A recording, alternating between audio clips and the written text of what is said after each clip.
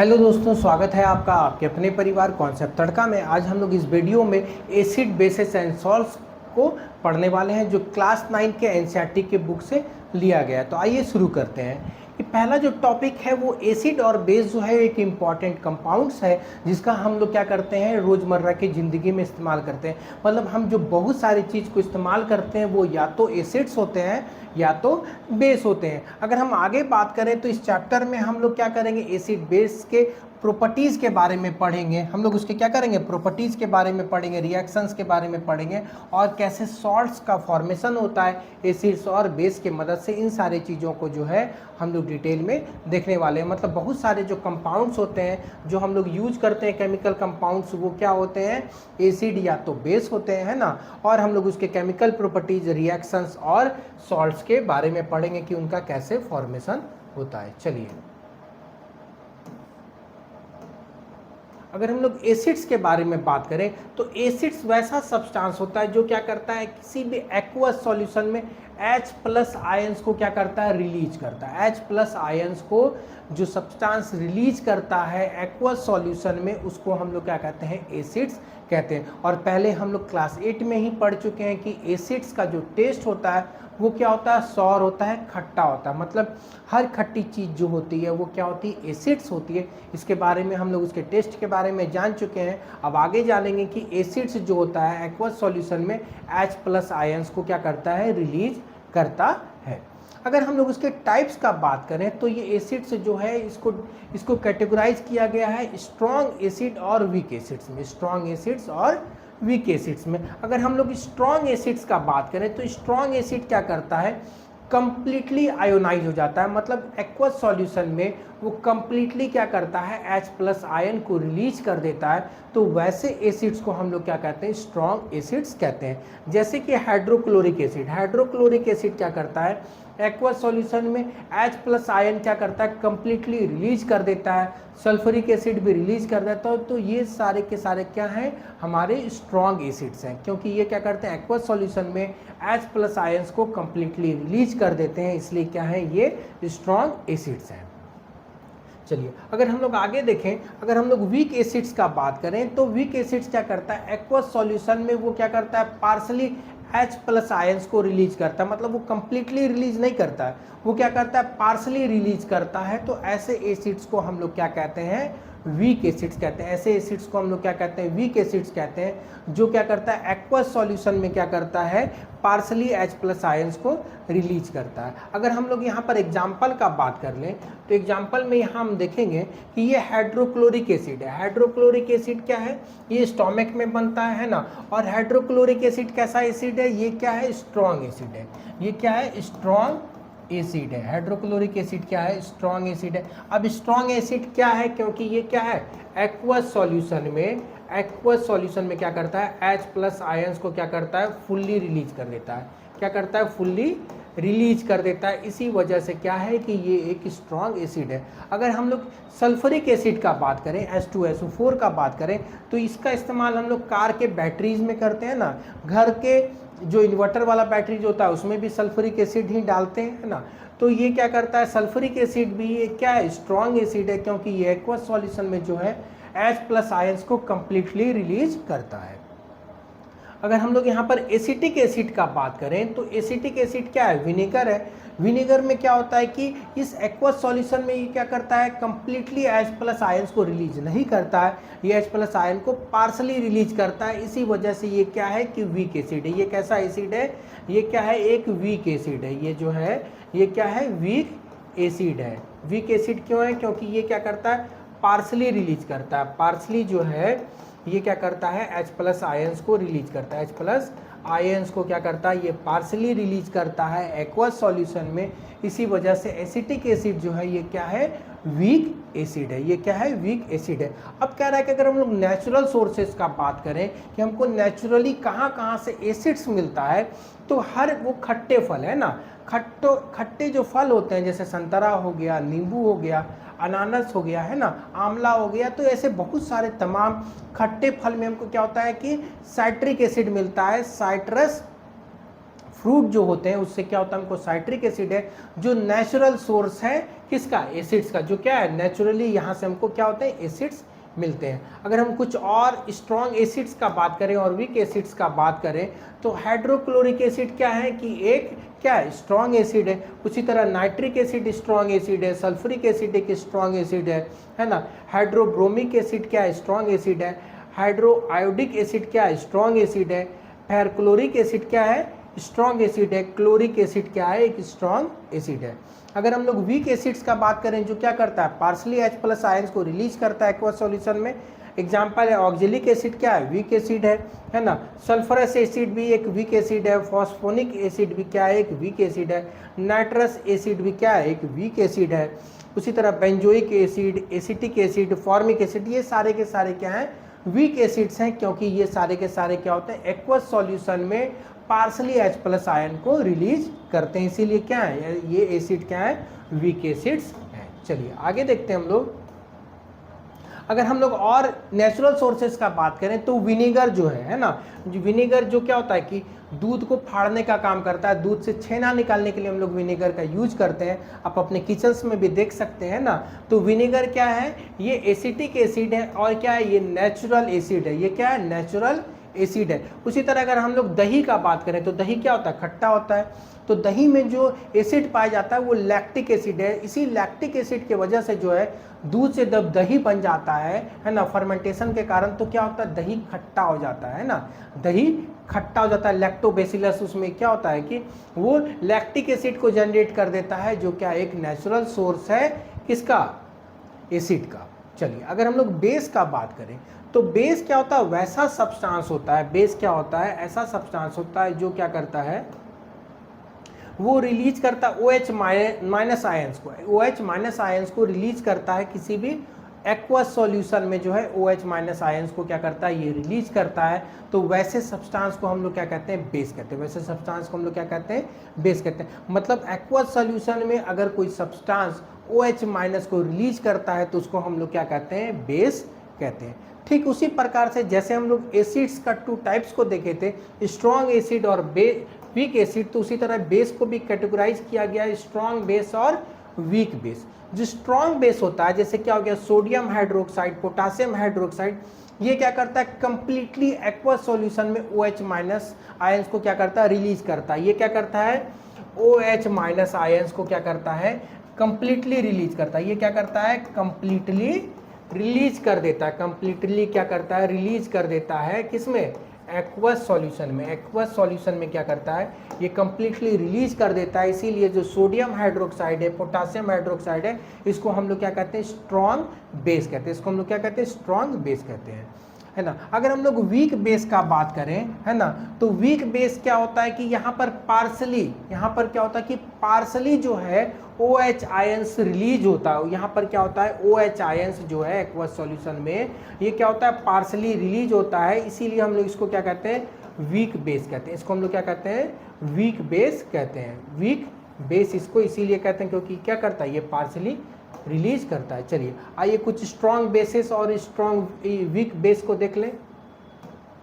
अगर हम लोग स्ट्रॉन्ग बेस का बात करें तो सोडियम हाइड्रोक्साइड, सोडियम हाइड्रोक्साइड। अब आप एक चीज देख सकते हैं कि जितना भी स्ट्रॉन्ग बेस है सब में OH लगा है, सब में क्या है, OH लगा हुआ है। तो आप OH लगा हुआ है, इसका मतलब क्या है, वो स्ट्रॉन्ग बेस है। सोडियम हाइड्रोक्साइड हो गया, लिथियम हाइड्रोक्साइड हो गया, पोटासियम हाइड्रोक्साइड भी क्या है, स्ट्रॉन्ग बेस है ना। बेरियम हाइड्रोक्साइड हो गया, कैल्शियम हाइड्रोक्साइड हो गया, स्ट्रोटियम हाइड्रोक्साइड, ये सारे के सारे जो है ये क्या होते हैं, स्ट्रॉन्ग बेस होते हैं। और इनके आखिरी में जो है केमिकल फार्मूला का अगर बात करें तो सब में आपको OH देखने को मिलेंगे। तो उससे भी आप क्या होगा, पकड़ सकते हैं कि वो स्ट्रॉन्ग बेस है। अगर हम लोग वीक बेस का बात करें तो अमोनिया, है ना, NH3, अमोनिया जो है ये क्या है, वीक बेस है, क्योंकि ये क्या करता है, एक्वस सॉल्यूशन में पार्सली OH माइनस आयंस को क्या करता है, रिलीज करता है। दूसरा अगर हम लोग वीक बेस का बात करें तो इथलमाइन हो गया, पैराडाइन हो गया, एनिलाइन हो गया, इथाइलमाइन हो गया, है ना, अमोनियम हाइड्रोक्साइड हो गया, ये सारे के सारे जो हैं ये क्या है, वीक बेस है ना, वीक बेस है। अब कह रहा है कि वैसा बेस जो क्या होता है कि वाटर में सॉल्यूबल हो जाए। अगर कोई बेस जो है वो क्या होता है, वाटर में सॉल्युबल हो जाए तो उसको हम लोग अल्कली कहते हैं, उसको हम लोग क्या कहते हैं, अल्कली कहते हैं। तो अल्कली वैसे बेस को कहते हैं जो क्या होता है कि पानी में घुल जाए, पानी में क्या हो गया, सॉल्युबल हो जाए। जैसे क्या हो गया, साबुन हो गया, सर्फ हो गया, ये क्या अल्कली है, ये बेस है, ये क्या है, बेस है। लेकिन ये कंप्लीटली सॉल्युबल हो जाते हैं वाटर में, इसी वजह से इनको क्या कहते हैं, हम लोग बेस कहते हैं, इनको हम लोग क्या कहते हैं, बेस कहते हैं। ये बेस जो है ये क्या होता है, वाटर में जो कंप्लीटली सॉल्युबल हो जाए, इसीलिए इसको हम लोग क्या कहते हैं, अल्कलीज कहते हैं, इसको हम लोग क्या कहते हैं, अल्कलीज कहते हैं। चलिए आगे देखते हैं। अब इंडिकेटर्स क्या होते हैं, इंडिकेटर्स वैसे सब्सटेंस होते हैं जिसके मदद, जो हमको मदद करते हैं रेक्टिफाई करने में, पता लगाने में कि कौन से एसिड्स हैं और कौन से बेस हैं, है ना। कह रहा है कि कौन से एसिड्स हैं कौन से बेस हैं। अब सारे सब्सटेंस को हम लोग टेस्ट करके नहीं बता सकते हैं कि उसका टेस्ट खट्टा है या तीता है, तो हम लोग क्या करते हैं, इंडिकेटर्स का यूज करते हैं, हम लोग इंडिकेटर्स का यूज करते हैं। अब लिटमस, लिटमस क्या है, एक क्या है, नेचुरल इंडिकेटर्स है। लिटमस क्या है, लिटमस एक नेचुरल इंडिकेटर्स है। अगर हम लोग क्या करेंगे, ब्लू लिटमस पे एसिड डालेंगे तो वो रेड हो जाएगा। ब्लू लिटमस पे अगर हम लोग क्या करेंगे, ब्लू लिटमस है ना, यहाँ पर लिख देते हैं, ब्लू लिटमस पे अगर हम लोग क्या करेंगे, एसिड डालेंगे, हम लोग क्या करेंगे, एसिड डालेंगे तो क्या हो जाएगा, इसका रंग जो है वो क्या हो जाएगा, रेड हो जाएगा। ठीक उसी प्रकार से अगर हम लोग ब्लू लिटमस पे अगर हम लोग क्या करेंगे, बेस डालेंगे तो उसका कलर क्या हो जाएगा, अगर हम लोग क्या होगा, ब्लू पे डालेंगे तो रेड हो जाएगा। अगर उसी प्रकार से क्या हो जाएगा कि रेड पे, है ना, रेड पे क्या करेंगे, रेड लिटमस पे अगर हम लोग बेस डालेंगे तो उसका कलर क्या हो जाएगा, ब्लू हो जाएगा। रेड लिटमस पे अगर बेस डालेंगे तो उसका कलर क्या हो जाएगा, ब्लू हो जाएगा। अब आपके दिमाग में एक बात आ रहा होगा कि रेड लिटमस पे अगर हम लोग एसिड डाल देंगे तो कोई फर्क नहीं पड़ेगा, कोई कलर में चेंजेस नहीं होगा। उसी प्रकार से अगर हम लोग ब्लू लिटमस में क्या करेंगे, अगर हम लोग बेस डाल देंगे तो उसके भी कलर में कोई भी चेंजेस नहीं आएगा। अगर हम लोग मिथाइल ऑरेंज का बात करें तो मिथाइल ऑरेंज पे अगर हम लोग एसिड डालेंगे तो उसका कलर क्या हो जाएगा, रेड हो जाएगा। अगर हम लोग बेस डालेंगे तो उसका कलर क्या हो जाएगा, मिथाइल ऑरेंज का येलो हो जाएगा। मतलब मिथाइल ऑरेंज पे अगर हम लोग एसिड डाल देंगे तो रेड हो जाएगा और बेस डालेंगे तो येलो हो जाएगा। अगर हम लोग फेनोक्थिलीन का बात करें, फेनोक्थिलीन पे अगर एसिड डालेंगे, फेनोक्थिलीन पे अगर एसिड डालेंगे तो उसका कोई भी फर्क नहीं पड़ेगा, वो क्या होगा, कलरलेस हो जाएगा, रंगहीन हो जाएगा। लेकिन अगर हम लोग बेस जैसे ही डालेंगे तो वो क्या हो जाएगा, गुलाबी कलर का हो जाएगा, पिंक कलर का हो जाएगा। चलिए एक बार फिर से इसको देखते हैं। अगर ब्लू लिटमस पे अगर एसिड डालेंगे तो रेड हो जाएगा, रेड लिटमस पे अगर बेस डालेंगे तो ब्लू हो जाएगा। उसी तरह मिथाइल ऑरेंज पे अगर एसिड डालेंगे तो रेड हो जाएगा, मिथाइल ऑरेंज पे अगर हम लोग बेस डालेंगे तो उसका कलर येलो हो जाएगा।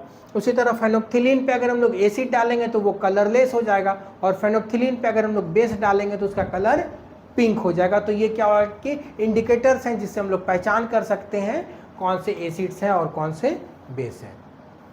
चलिए अब आगे हम लोग केमिकल प्रॉपर्टीज एसिड्स और बेस के बारे में देखते हैं, है ना। केमिकल प्रॉपर्टीज को अगर हम लोग बात करें, अगर मेटल है ना, मेटल्स का कह रहा है कि मेटल्स के साथ अगर एसिड का रिएक्शन होता है, मेटल्स के साथ अगर हम लोग एसिड्स का रिएक्शन कराते हैं तो सॉल्ट का फॉर्मेशन होता है और हाइड्रोजन गैस रिलीज होता है। मतलब मेटल्स के साथ अगर हम लोग एसिड का रिएक्शन कराएंगे तो क्या होगा, सॉल्ट का फॉर्मेशन होगा और क्या होगा, हाइड्रोजन गैस रिलीज होगा। हाइड्रोजन गैस क्या होगा, रिलीज होगा।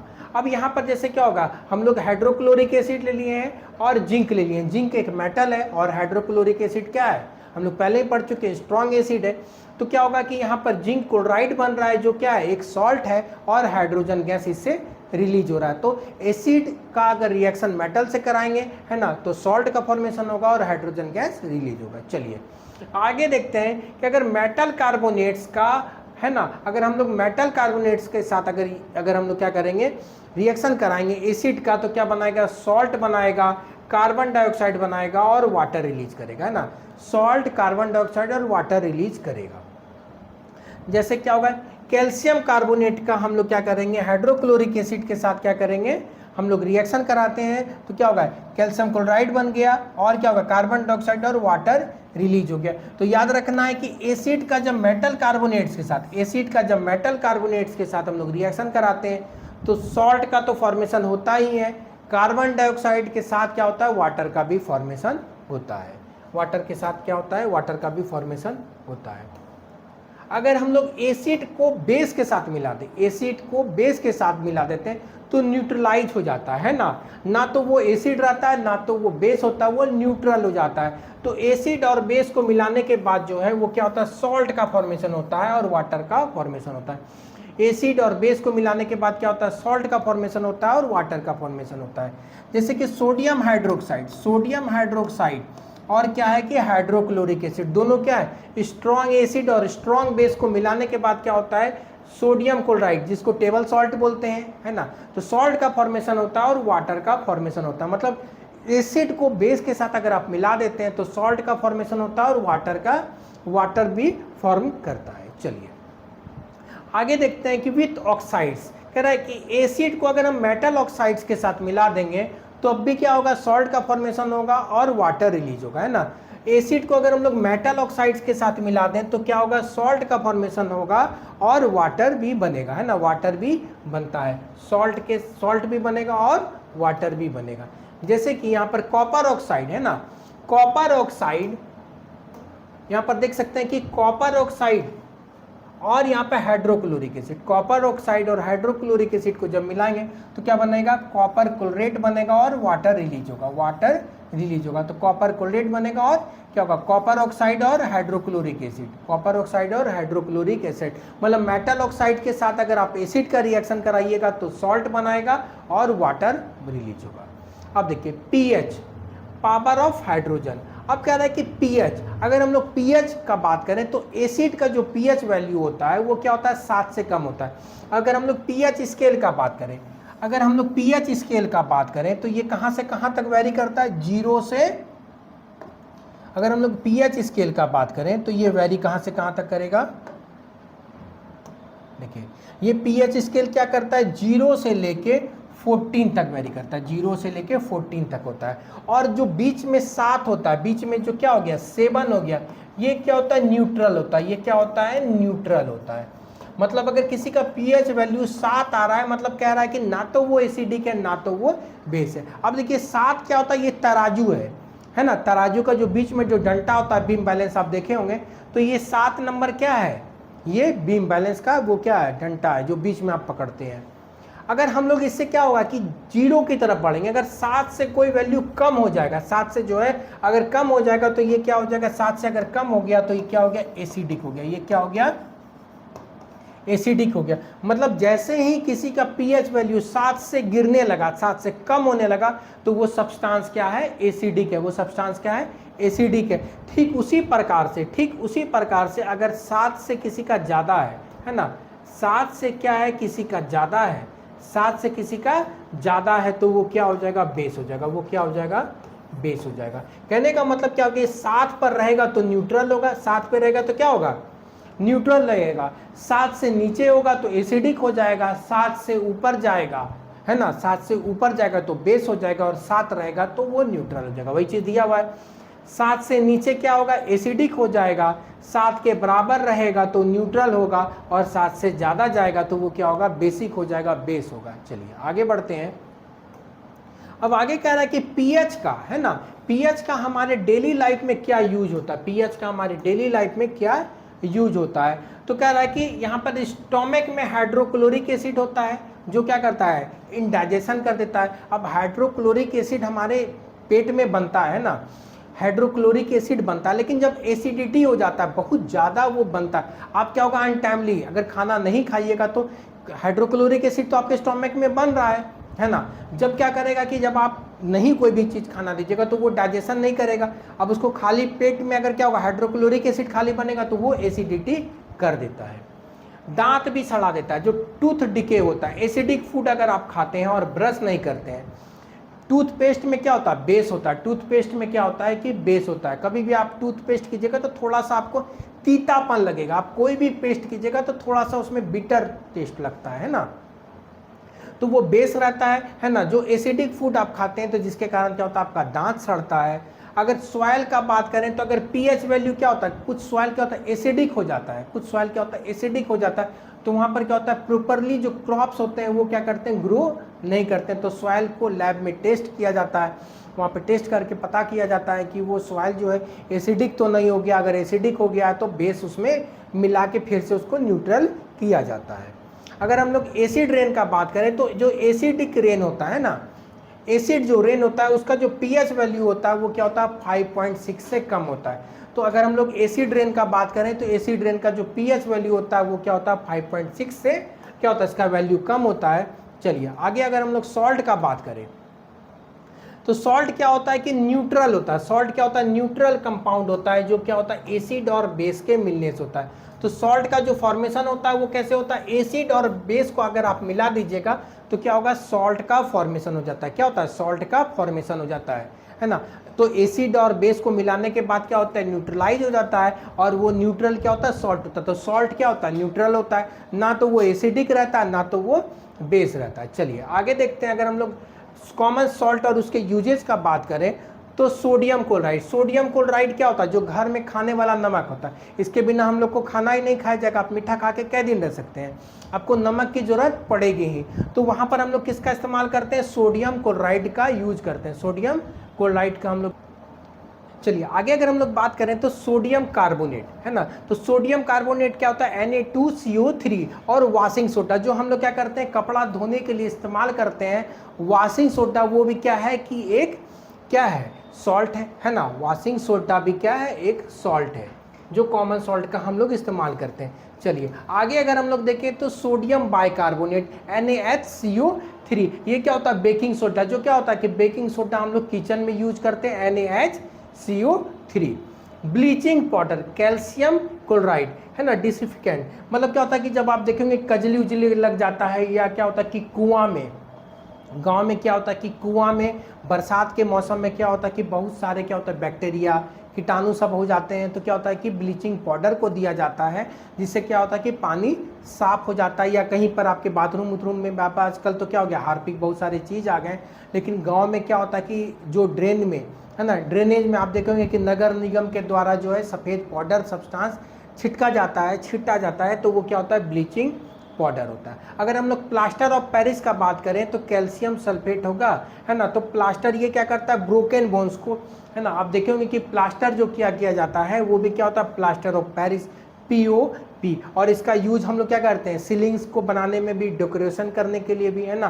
प्लास्टर ऑफ पेरिस का क्या होता है, स्टैचू भी आता है। और प्लास्टर करने के लिए जो पहले के लोग हम लोग क्या करते थे, जो हड्डी टूट जाती थी तो वहाँ पर भी डॉक्टर इसका इस्तेमाल करते हैं मेडिकल लाइन में।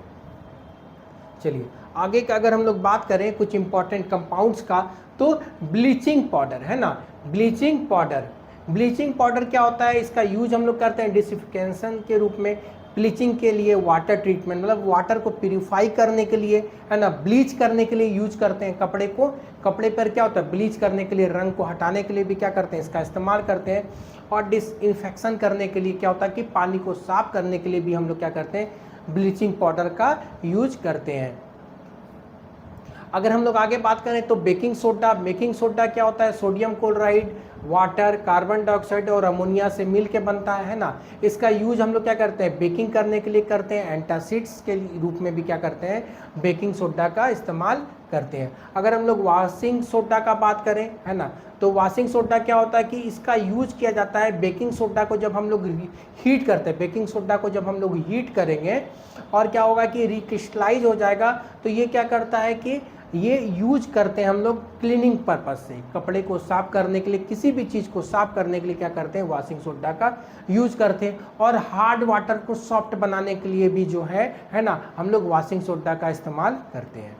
अगर हम लोग प्लास्टर ऑफ पेरिस का बात करें, है ना, तो ये जिप्सम को हीट करने के बाद, है ना, CaSO4 को हीट करने के बाद क्या होता है कि ये इसमें जब हीट करेंगे तो क्या होगा, हाफ 1/, क्या होगा, 1.5 वाटर क्या होगा, इससे इवेपोरेट कर जाएगा, उड़ जाएगा, है ना। तो क्या होगा, हाफ H2O बचता है, तो ये क्या होता है, प्लास्टर ऑफ पेरिस। और इसी प्लास्टर ऑफ पेरिस में जब हम लोग क्या करेंगे कि वाटर को ऐड कर देते हैं तो ये जिप्सम बन जाता है।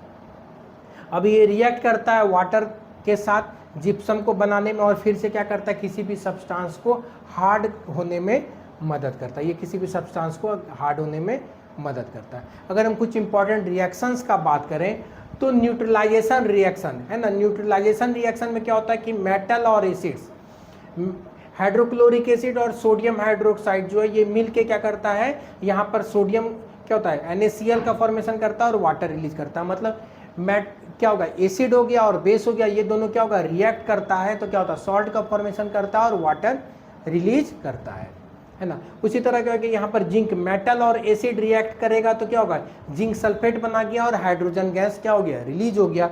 उसी तरह मेटल कार्बोनेट जो है एसिड के साथ रिएक्शन करता है, CaCO3 क्या हो गया, मेटल कार्बोनेट हो गया, और हाइड्रोक्लोरिक एसिड क्या होगा, कैल्शियम क्लोराइड हो गया, कार्बन डाइऑक्साइड और वाटर को रिलीज करता है।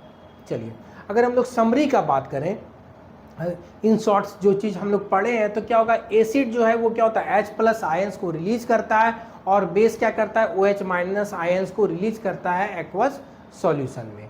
अब कह रहा है कि pH हमको क्या होता है कि pH किसी भी चीज़ का एसिडिटी या तो बेसिक क्या होता है पता लगाने में मदद करता है कि कौन सा चीज़ जो है कितना एसिडिटी है या तो कौन सा कितना बेसिडिटी है, उसको हमको पता लगाने में मदद करता है। अब न्यूट्रलाइजेशन जो होता है, न्यूट्रलाइजेशन जो है उससे क्या होता है सॉल्ट का फॉर्मेशन होता है। मतलब अब अगर एसिड और बेस को मिलाते हैं, एसिड और बेस को मिलाते हैं तो सॉल्ट का फॉर्मेशन होता है और वाटर भी बनता है ना। तो अगर आपको जब कभी भी क्या होगा सॉल्ट का जरूरत पड़ता है तो आप एसिड और बेस को मिला दीजिएगा तो सॉल्ट का फॉर्मेशन हो जाएगा और वाटर भी मिलेगा। अब कह रहा है कि सॉल्ट जो है वो इम्पॉर्टेंट सब्सटेंस है हमारे रोज़मर्रा की ज़िंदगी में, हम लोग देख चुके हैं। कॉमन सॉल्ट हो गया, ब्लीचिंग पाउडर हो गया है ना, वॉशिंग सोडा हो गया, ये सारा का सारा जो है कॉमन सॉल्ट है जिसका हम लोग क्या होता है डे टू डे लाइफ में यूज करते हैं। तो यहाँ पर जो ये चैप्टर जो है ये कंप्लीट हो गया। अगर ये वीडियो आपको अच्छा लगा हो तो लाइक कर दीजिएगा, चैनल पर नए हैं तो सब्सक्राइब कर दीजिएगा। जय हिंद, थैंक यू।